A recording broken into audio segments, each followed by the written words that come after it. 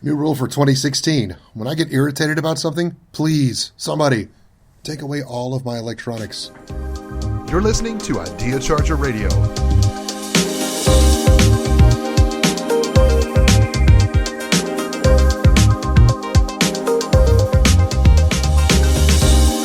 Hey there, Success Chargers, and welcome back to yet another episode. And we got a lot coming at you. I'm coming at you this week from the road. I'm up in Dallas, Texas, getting ready to spend a fantastic day with one of my repeat clients. This will be the fourth location I've been to for this client. Let me tell you, I'm pretty excited because every time I get a chance to go back and meet with folks, first of all, I'm meeting some fantastic people with the folks at this company, and also just every time I go back and get another perspective and visit another location, I get a better understanding of their business.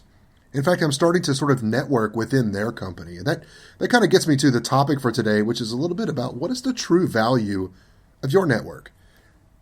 Now, this was brought about by an unfortunate series of events, which I'll get into in a minute, but I just realized that earlier this week I had a bit of frustration. I have made a technology upgrade. That's in air quotes with a question mark at the end, because I'm not really sure that's what I've done. I may have done something really, really bad. And what was amazing is when I began to share that with the world in a fit of frustration, hence the opening to the show today, that reminded me that I should just hide all of my electronics when I get frustrated about something, because I took to Facebook, I took to Twitter, I even sent a tweet to a friend of mine whose wife, who's also a good friend of mine, saw the tweet I sent to her husband. He is an IT guy. I was having a technology issue, and he called me and said, "I understand you might be about to jump off of a ledge." And I realized I probably shouldn't have sent that text. But doggone it, I thought I was completely justified and very frustrated at what was going on. But what I found was that I'd forgotten something very simple. You know, I'm a guy that talks about connection. I'm someone who talks a lot about understanding the value of your network and knowing the people that are around you. And I completely ignored my own advice. So in a moment of transparency, I just want to share this. Once I put the rant out there into the world, I had no less than three. I had a lot more than three. I had a past customer. I had a longtime friend of mine that I've spent some time with this past year, hanging out at some bicycle events, and multiple other people that responded to my Facebook rant / post about my technology issue. And you know what? They were all people that should have been at the top of my mind. And how many times has that happened to you? You know, you work real hard to build your network. You get to know people. You tell them what you do and how they could refer business to you, what makes a good client for you. And in the moment, they just don't even call you. You know, my brother is in the real estate business, and there was somebody that he was talking to, I think somewhere in maybe his in-laws family or some friends he had that had recently done some sort of a real estate transaction. And he was like, "Why did you call the realtor on the name of the sign in front of the house?" Well, like, well, that's who you call if you want to ask about that property. He goes, "No, you call me." And this was somebody in his own family. Maybe that's happened to you as well. And, but really, it's really nobody else's responsibility to really remember you. It's not somebody else's responsibility to make sure that you are successful. That's up to you, that you do what all you want to do. It's inherent on us, though, to make sure we find ways in a relevant way to stay top of mind with the people that are around us. Last week I called a friend of mine that I haven't talked to in a number of years as part of my new 2016 calling effort. And we'll talk about that in a minute, because I'm going to challenge you to come up with a new effort this year. And, he shared with me that he's really fallen out of touch with a lot of people that we both knew in college. And, well, some we both knew. One was his old college roommate. He hasn't talked to in a long time. I've talked to some of my college roommates, but not all of them. And maybe that's because I probably wasn't the easiest roommate in the world to get along with. But no, that's not true. We all had a good experience, and we're all grown-ups now. If you can't call somebody 20 years after the fact and say, "Let's sit down and have a beer or a cup of coffee and talk about things," that just kind of laugh at yourself, then maybe that was a bad roommate. But I think most of us could probably do that. Which, by the way, brings me to another exciting note, is I want to say congratulations to my buddy Joel and his wife Heather. They have announced that they are having a brewery. That's right. They're opening a new place called Eureka Heights in the Houston area. Should be open later this year in 2016. Congratulations to both of you. Super duper excited. I know you had shared that with me at another mutual friend's birthday dinner not long ago, a few months back, but it is Facebook official. So I'm guessing that means that we can tell the world now that your project is underway, and I couldn't be more excited for you. So congratulations. Looking forward to it. My buddy Joel has been very instrumental in helping me to network and get to know people in Houston since I moved here about 6 years ago. And a lot of that happened around some evenings in his backyard around his extensive beer collection and getting to know the world of craft beer, taste some of his incredible brews. And I'm excited to see that what has started as a hobby and a very expensive one at that is going to turn into a business that I know is going to be successful because if you like great beer, you're going to love what Eureka Heights is doing. So they are not a sponsor of the show, but good friends, and I wish them all the best in 2016 and look forward to getting my name emblazoned on a bar stool or something somewhere in your place in the near future. I'm really excited. But I want to talk for a minute about technology. I've promised you we're going to get back to with the interviews here very soon. I've got a couple already recorded, but I've got a few more lined up for later this week, and really excited about what's coming there. Forgive me, I'm in the middle of a transition. I'm moving from my old trusty Toshiba Windows 7 laptop that I've toted all around the country for the past several years.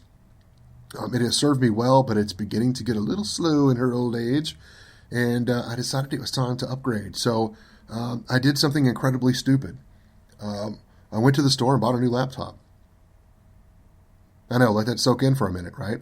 But I was a little overwhelmed. I mean, I started this process a few months earlier, and I walked into a Best Buy and I took a look at the different offerings, and I'm like, wow, there's a laptop, there's a netbook, there is a tablet, there is some hybrid in between, there's something called a yoga pad, all kinds of stuff that was going on, and I'm like, wow, this has really come a long way since the last time I bought a laptop, and it doesn't take long to look around. You realize that all the things that you can attach and how you can attach them is all different now, and how they function. Most of them now don't even come with a onboard CD/DVD player burner, whatever the case is, which I'm fine with. I've gotten really used to using an iPad and oddly my iPhone to do a lot. But I do a lot of presentations, and I just needed a pretty basic laptop, and I had some basic requirements. I do carry a lot of electronics on the road, so I wanted to try to lighten that load, and if I can make it more thin and compact, that seemed to make sense. So I went in and made what I thought was a fairly informed decision, and bought a laptop. Did not have a DVD or CD player on board. No big deal. You can pick up an external one that runs off a USB drive for $25. So I ordered it. Come to find out that my new awesome laptop with an operating system, Windows 10, yeah, it doesn't connect to DVDs. Well, I guess it will, but you have to add some kind of app.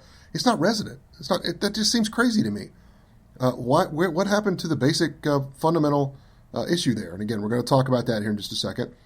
But let me just leave it at that. I had a requirement because one of my biggest clients, where I get a lot of my business from, I do some contract work for them. Actually, I do quite a bit. And they had really two requirements. One is we have a lot of video clips that we use when I go facilitate leadership training classes. And these are proprietary. They're all on DVD. I can get the files digitally, not DVD, to store on my hard drive or a card or a thumb drive or something like that. But it's a little clumsy to use it that way. So I'm kind of old school there. Let's keep it simple. Wow, a DVD, old school. That's kind of funny. At least I'm not using flashcards or making people do skits anymore in front of the class. That's no fun. Well, it can be, actually, but only if they write them themselves. And we do that a lot when I come out to work with companies. And believe it or not, as much fun as you have, it really drives the point home and is often a high point of the day. But, the other thing I needed was it had to be a Windows-based PC. So all my Mac friends, shut up. I get it. I worked for a client a few years ago and had a MacBook Pro. Love the Mac. I'm a big, big, big, big fan. But my biggest client, there's a compatibility issue with me not being able to connect to their system to turn in my expense reports for them or to get into their invoicing system so they can pay me. And they paid me a lot of money last year. So I thought that was a good enough reason to stick with the Windows platform and just kind of deal with it. In my own world, everything else I do on my phone and an iPad anyway. So it's just work related. Except for the podcast, I'm still doing that on my PC as well. But I could easily move that over, and probably will here by the end of the year. But I just don't understand. Why did a laptop get so complicated? Why did some of the basic functionality and features of a laptop get pulled out? Well, I think I have an answer for that. And it's another problem that I have a big beef with, and that's the idea of big data. Now, I put a quote out today. It was kind of chuckled over dinner. I put it out earlier, and it said, "For all the good in the world that big data does for businesses, how come nobody seems to get the message that I'm sick and tired of doing a, quote, survey about today's experience? And no, you can't have my email address again either." Come on, people. Why does everything have to be a survey?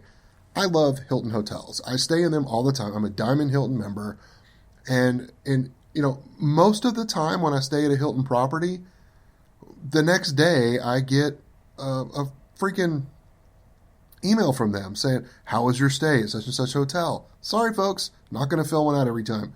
I spend way too many nights a year in a hotel to fill out that crazy thing. If I don't get good service, I'm just not going to go back to that location. Okay, Hilton, I'm not leaving you, I'm not breaking up. You can see that I still stay in your hotels, but I'm not coming back to that particular property if I have a crappy experience. That should be all the survey that you need, right? Because I don't think anybody gets it anyway. Some of you listened to my podcast last week where I went on an episode, I think it was episode 22, and I shared with you a story about a nightmare travel experience I had with United. Just as an update, nobody from United has still called. Still, nobody has called. I have an offer on the table on my blog, on the show notes for this at ideacharger.com/episode 22 for anybody who works in Houston for United Airlines that wants a free leadership class.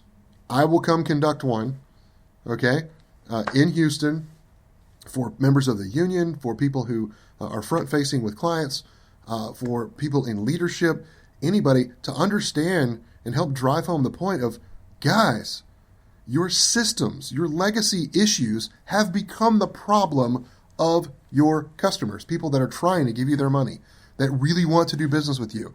And by the way, it's getting harder and harder to have choices from airlines anymore. There's not that many big airline groups left in the U.S. if you want to travel around, and it's frustrating, right? So just as an update there, nobody from United has called me, but I'm going to keep my fingers crossed and hope that maybe they will. My fear about big data, and again, I'm going to keep this out there. If you know somebody who works with big data, not just somebody that's like, oh, they're a data analyst, they must know. No, I'm talking about they work in the world of big data. Okay, that is a business term that means something specific. I want to interview some of those people for my show. I'm doing some research and trying to figure out, because I'm really afraid of something. I'm really afraid that big data is driving us all towards an era of lowest common denominator. Now, if you look at television today, the shows that make it are often not the most cerebral of shows. They might find a cult following. They may, catch on, and maybe you're starting to see some of those shows pop up in places like Netflix and some of the, I think what those are going to be the networks of the future. But if you look at what used to be the big three, ABC, NBC, CBS, there's some good programming there, but for the most part, it kind of caters to the lowest common denominator. I would argue that anymore, cable news has kind of gone that route. And that's disappointing, because I used to get excited about that being an alternative news outlet. And now we've got so many stinking channels. I mean, I have 500 channels on my dish at home. I think I watch about 15 or 20 of them. That's really all I need. I don't need the other 400 and whatever channels. And I remember the day when in my hometown you got about, if the weather was right on the right day and you had a second antenna mounted either on top of your house or up in the attic, you could get 7 channels. Otherwise, you just got 4. You got NBC, ABC, CBS, and PBS. That was it. Unless you had that extra antenna, you could go to the UHF channels and get more. And I'm not even going to explain that. But I digress. The point about this is I think that big data, for all that it can do for us, it's a different way of looking at data. It's not just old school statistics. It's kind of statistics in multiple dimensions, as I understand it. But I really am curious about this.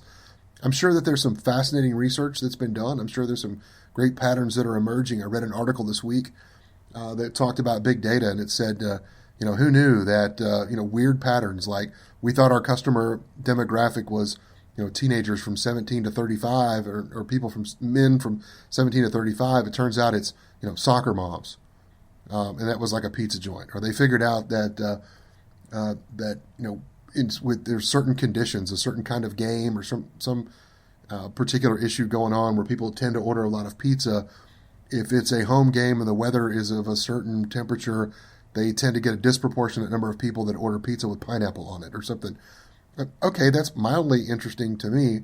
Could be very, very helpful to a company that's trying to manage inventory costs and be able to use some predictive analysis to do some great things. And I see where that could be helpful, I guess. But I fear that when we, take a look around at, how do we get things done? I'm concerned about the innovation that's possible being quashed by us going for the easy buck and the lowest common denominator and not getting the most out of that technology that we could. So I'd really love to interview somebody that knows about big data that could give us some ideas. So if you know somebody, send me an email at podcast@ideacharger.com or stop by the website at ideacharger.com and just drop me a note there or go to the show here, which is ideacharger.com/episode 23, and drop me a note down there in the comments box in the bottom. I'd love that as well. All right, my last piece I want to talk about here is about passwords. Okay, why? Why? We have all this big data. We have all this fancy technology. Why do I still need a different password that has to meet a different criteria for every single tiny little bitty thing I do online? Even websites that I now have to be a member of just to be able to view, and I don't really even care what the password is or if somebody got into my account. I don't care. Why do I have to be this unique user? Again, is that a big data problem? Is it really data security? I'm going to say no. I'm going to say we've gone bananas. All this technology that's out here in the world, I can get into a hotel room using Bluetooth on my cell phone. But if I'm sitting here in front of my computer, a human being, I have a camera, my old laptop, like the one before this old Toshiba I'm working on today, which is not my newest one. My newest one's a Dell, but you go back a couple of computers. I used to have a fingerprint reader on that. That was kind of a cool idea. Why can't I have a device that I can, stick on my USB port or something that uniquely identifies me as being the user? And as long as that's plugged into the computer, I don't need a password on these various websites. It can remind me. I know there's various apps and this and that and the other. And look, here's the deal. If it's my phone, it ought to know it's me, right? If it's my laptop, it ought to know it's me. Now, it could be up to me to maybe have a device code or some sort of a PIN code or something like that gets me into the device. I'm okay with that. But once I'm in the device, why do I need to log into every stinking website that's out there? Drives me nuts. Okay? So anyway, there's my kind of rant on that one. So this kind of leads me to where we are here. Today, something really amazing happened. As I was packing to leave, because I drove up here to Dallas this afternoon, my wife, it was awesome. She took the day off from work and I was actually home this morning. She looked at me and said, "It's a bright sunny day. How about a bike ride?" It was great. First time I've been on my bike this year. I'm kind of guilty of it being several months since we've gotten on the bikes.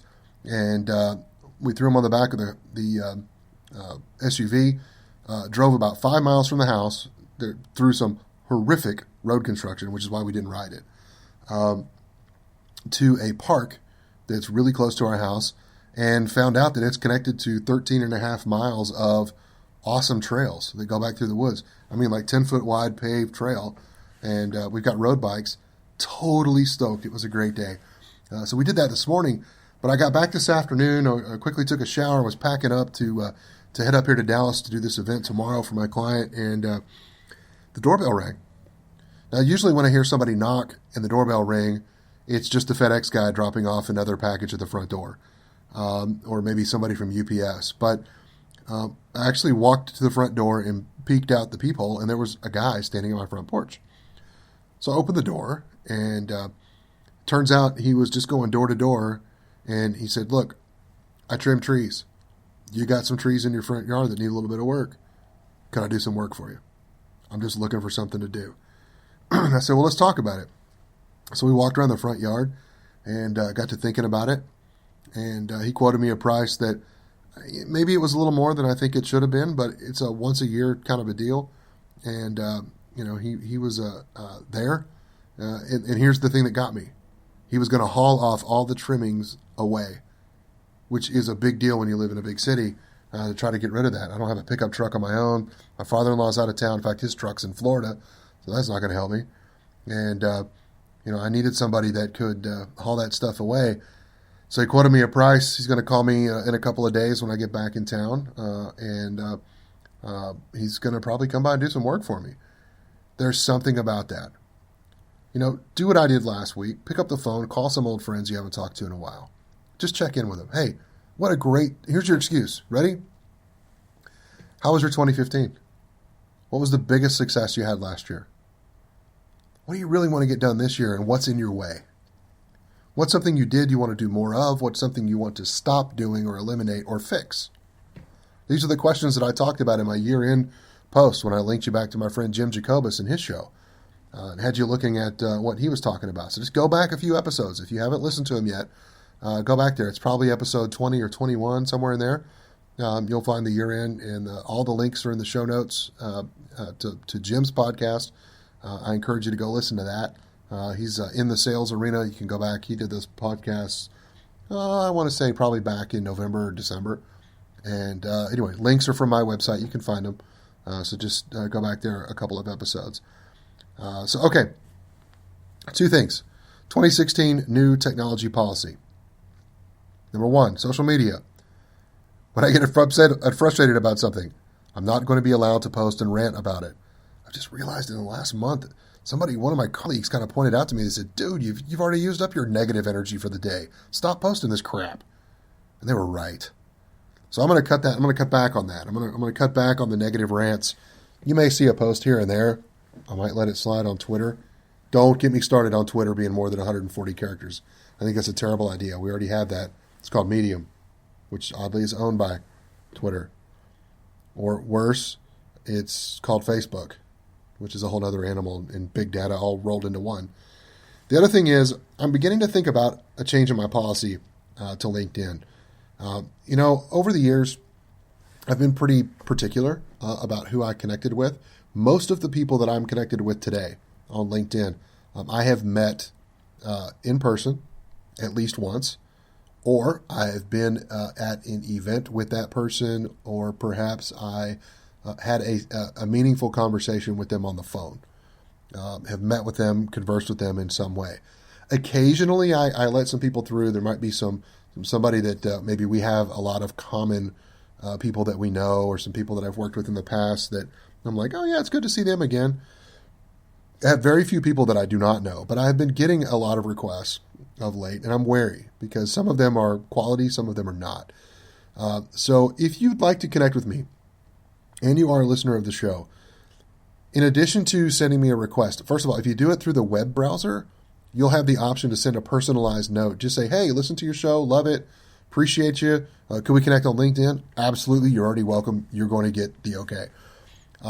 If you happen to do it from the app, sometimes I notice I'll add people from the app. It doesn't give you that option from the app, and doesn't always from an iPad either. So depending on how you might have made the request to me, if I haven't responded yet, it's possible that I didn't know exactly who you were or why you were wanting to connect with me.